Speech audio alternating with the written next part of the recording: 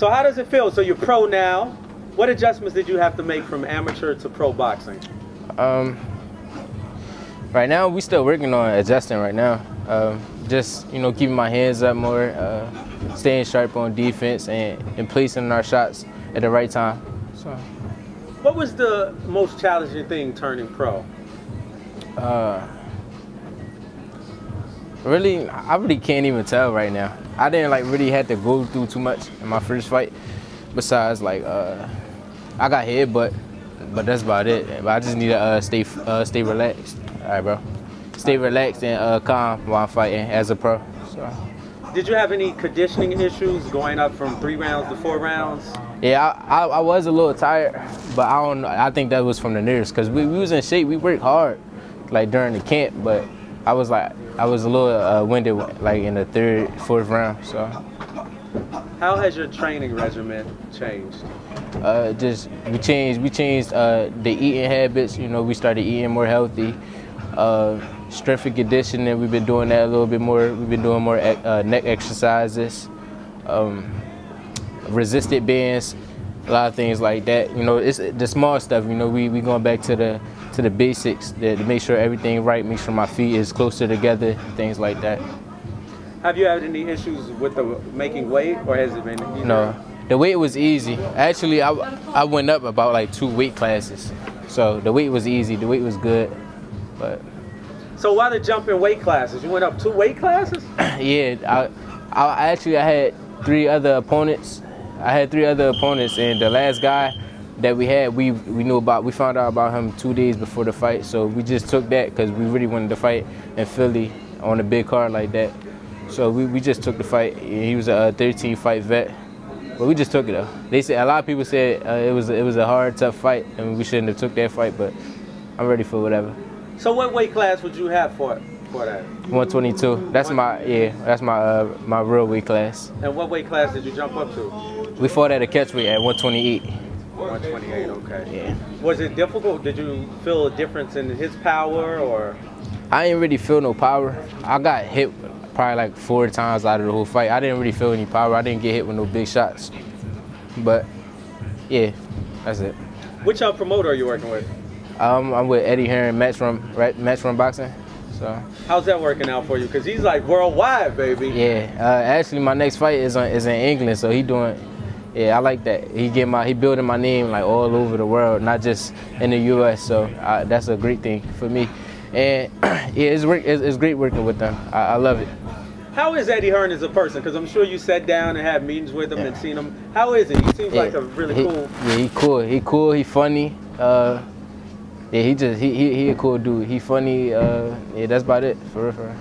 So you said it's your first fight in England. Have you fought in England before in the amateurs or? No, I never even been to England. Yeah, are you excited to go? Yeah, it's my first time. I'm definitely hyped about it. So I know it's like a boxing country over there. Like boxing over there is like football over here.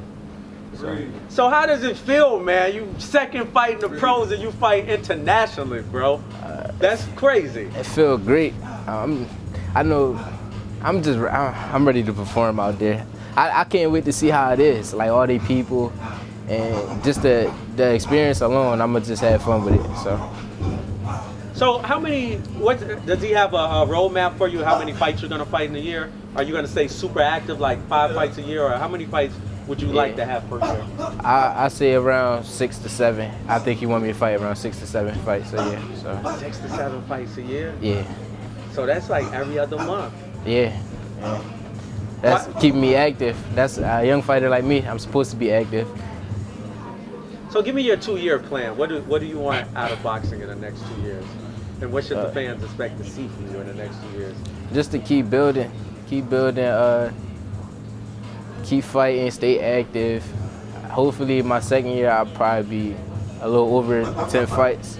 So just and fighting all over the world, overseas, as much as I can. He's a clown. But yeah, just to stay active. So there's a card coming to Madison Square Garden. Big Baby and Jarrell Miller. Both of them actually have a working relationship with Eddie Hearn. How do you like that fight? That's an exciting fight, man. Heavyweight is back on the map. Yeah, they building it right. I like how they both. Did I mess this up? No. Yeah, but I like how they both, they entertaining.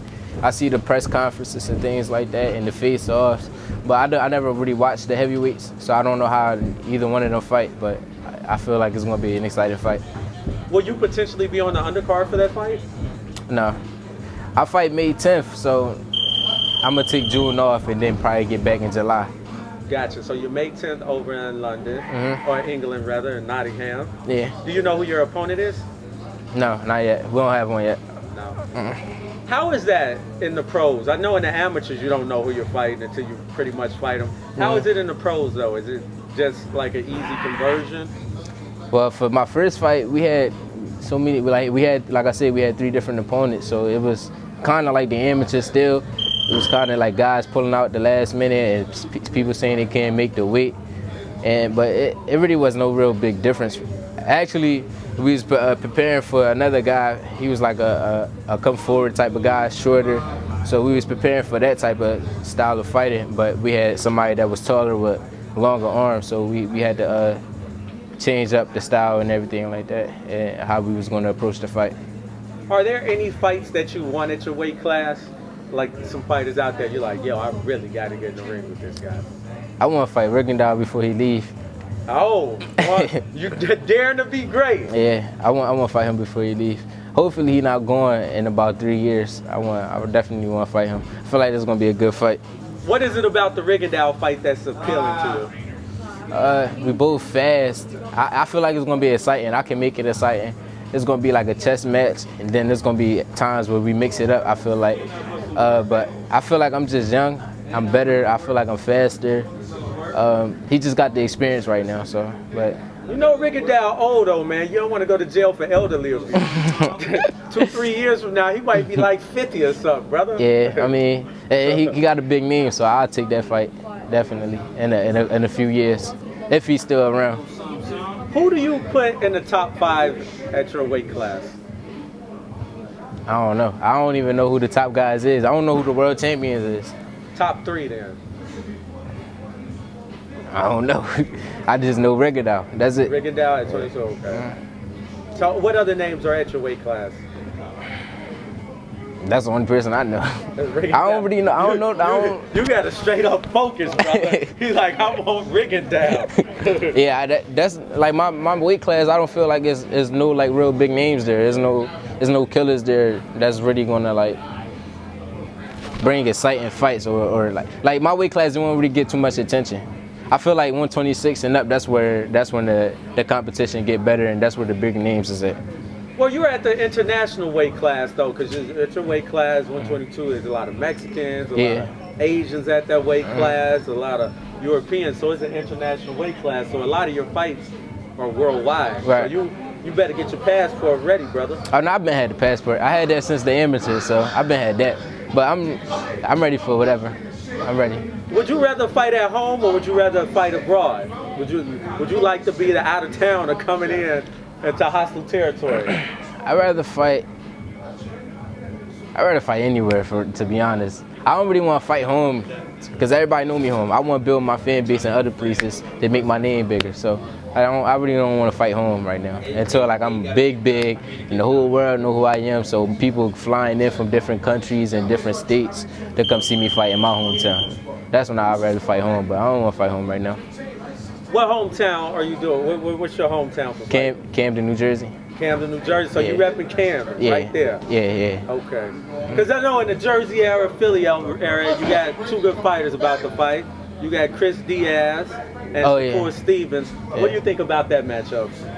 I like Shakur Stevenson for that fight. I sparred Shakur Stevenson. I've been in, like me and Chris Diaz, we've been in the same gym. Like he used to train here. But I sparred Shakur Stevenson. That's like my big brother. And I feel like he's gonna easily pick Chris apart. So you think Shakur beats him on boxing skills? Yeah. What do you think is missing that Shakur can exploit? I don't know. I can't really say. I never sparred Chris Diaz. I never like really watched him fight, so I really don't know. But I just hope he go in there and do his thing, because that's big bro, and that's what I'm going for. So. Are you sensing a knockout or decision on this one? I feel like it's gonna be a decision. Yeah. I hear Chris nice though. I hear he's strong. He not here anymore? He used to be here all the time. Where is he now? I think he with Freddie Roach now. What? Yeah. When this happened? I don't know. I'm not sure. See, when I be in the gym, I be in my own lane. I don't even be like worried about nobody else. I be so focused on what I gotta do, so I don't know nobody else's information, what they be doing. So I just be in my own little world. I know. Whenever you see a fighter with a hoodie on, they whenever they come out the gym with the hoodie on, they ain't thinking about nothing. Yeah, I be in my own world, man. So what is your own world? As a fighter, so like what's going through your head? You got the hoodie on, got your headphones on. What you bumping? What's in your headphones? I listen to Gunna, I listen to G Herbo, Kevin Gates, Drake, Lil Wayne, Young M.A. people. And what's going through your head? Are you thinking about boxing, footwork, the road work? What's going on? Majority of the time, I'm just thinking about my future and seeing where I'm going to be 5 years from now. And hopefully I stay on the right track. You know? What do you want 5 years from now? A world title, a few world titles, and a lot of money. World titles, money, and Rigondeaux on that record, right? Yeah. I definitely want to fight Rigondeaux. I tell him all the time, my coach. You tell Reg you want Rigondeaux? Yeah, I tell him. The young man want Rigondeaux, Reg. Hey, we get it.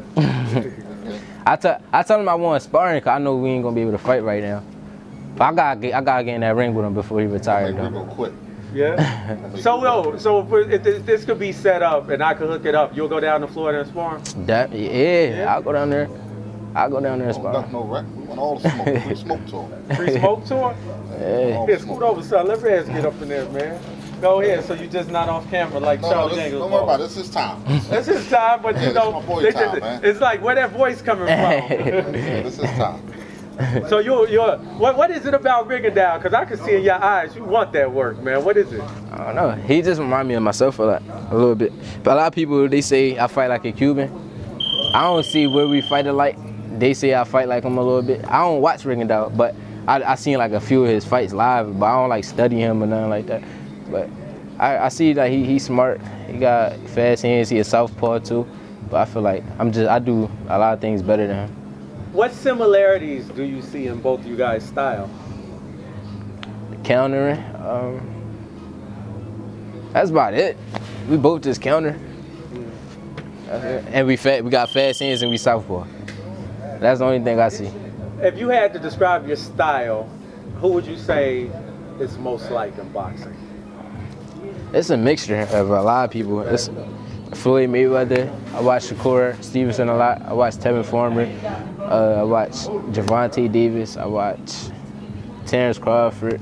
It's a lot of guys that I pick up and take a little bit from. Errol Spence, I take a few things from him too.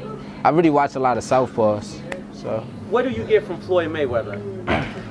The shoulder roll. I try to work on my shoulder roll a lot like him.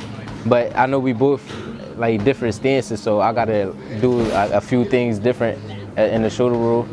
But yeah, I like watching Floyd. I grew up watching Floyd since I was young, so that's my favorite fighter, all-time favorite fighter. What do you get from Shakur Stevenson? His distance, how he fast with his feet. He get in and out, so that's what I get from him. What do you get from Terrence Crawford? Adjusting. He adjusts. His adjust game is crazy. I like how he adjusts the fighters. What do you get from Man Down? Just how he twists into his shots. It be times like I try to twist in my shots and make them feel, you know, that heat. You know what I'm saying? So. What do you mean twist in? Are we talking about the torque from the hips or the torque on the punch? The actual arm? Both. Like when he punch, you could tell he mean it. Like he trying to hurt you. Like so, it be times I be in the gym, I try to work on that and sit down on my shots like how he do. So. Yo, did you just say you could tell he mean it? Yeah, he be like, yo, he meant that shit. He be trying to punch through people. Like he be, yeah. I like how he fight and how he break people down. So two guys you put on that you emulate. You got Crawford and Spence. That's a matchup everybody want to see. What you think about that one? I don't even know. That fight gonna be crazy. Yeah, that fight gonna be crazy. That's all I can say. I don't know who's gonna win that. I know it's gonna be a great fight, and I just can't wait to see it if it does happen. Do you think that's the biggest matchup that could be made in boxing right now? Like, what do you think would be the biggest matchup where all eyes would be on it right now? Yeah, that fight is number 1. And then 2, Tevin and Tink, or Tink and Loma. Yeah, so. What about Tevin and Loma? Tevin and Loma? I don't know. That'd be a good fight, too. They both got, like, some similarities with the footwork, things like that. Tevin be doing his angles and stuff, too. Like, I don't know if he do it in his fights a lot, but in the gym when I see him spar, his angles is crazy. Like, he got some crazy angles. Have you picked up anything from being in here with Tevin? Because that man is slick, man. He's like the 2000 version of Sweet Pea. Yeah, a lot of people don't know, but Tevin, like, he a dog for real. Like, he really a dog. For real? Yeah, for real, for real. Like, he seems so slick with it, like. It be times I see him walking down bigger guys and bringing that heat. Like, he can be a dog if he want to. But a lot of people, they just see, like, the slick boxing style and not getting hit. But he got some dog, you know. Damn, have you sparred with him? Yeah, I sparred with him a couple times. I think I sparred with him about, like, 4 times. You learned anything? Yeah, I learned a lot. I know I can't, like, relax with him because he be on you. He be on your ass if you. The rest tell me all the time I can't relax with Tevin. So Tev just keep that pressure up all day. Yeah, if you feel like that's what he want to do, he can do like a lot of different things. Like, people don't understand that though. They think he just box, but nah, he can do a lot of different other things too. What'd you say the most important things you learned from sparring with him? Not relaxing, keeping my hands up, cause there be times I try to relax, you know, I do with most people, and then he pop and catch me with some stuff while I'm falling asleep. You know what I'm saying? Like, I gotta be alert with him. So, and that's with anybody. I gotta be alert at all times. So. When you say relax, is it just putting your arms down, or is it stepping back, taking breaths, not arms, being active? Yeah, all that. Arms down, taking a deep breath. He right there. He making sure he on you. So, yeah, you can't relax with him. Him and Jason Sosa. Sosa is the same way. He be on me. You really can't relax with him because he's strong. He's strong and he bring a lot of pressure. So you would say the most beneficial thing you learn from sparring with these vets is to keep up the pressure and make your opponent feel uncomfortable. Yeah, and don't relax at all, and don't get too comfortable. You know, stay on your game. And don't sleep on nobody. You know, just stay alert and, you know, stay on your game. Does it fatigue you not being able to get comfortable even for a second? Yeah. It make you real tired. They be on you, like, and then, like, when I be hitting them, because, you know, they bigger, they just be walking through my stuff, so that be playing a lot in my mind. But as time, like, went on and keep sparring them, I started to get more relaxed and comfortable with doing it, and I just know I can pick a lot of guys apart, and I don't even have to use power. It could be shots that they can just run into, and that'll catch them, and it can hurt them. So I just know as long as I'm on my A game and I'm doing what I need to do, I'm gonna be great. So. What's some of the best work you've had in your boxing career? Definitely Shakur Stevenson, Tevin, and Jason Sosa. I feel like, and it's this other guy. He from Russia. I don't know his name though, but he was some great work too. And it's another kid. He's still an amateur, but he on the USA team. His name Keyshawn Davis. Oh yeah. Great work. You know what? Yeah. Yeah. Great work. He's smart.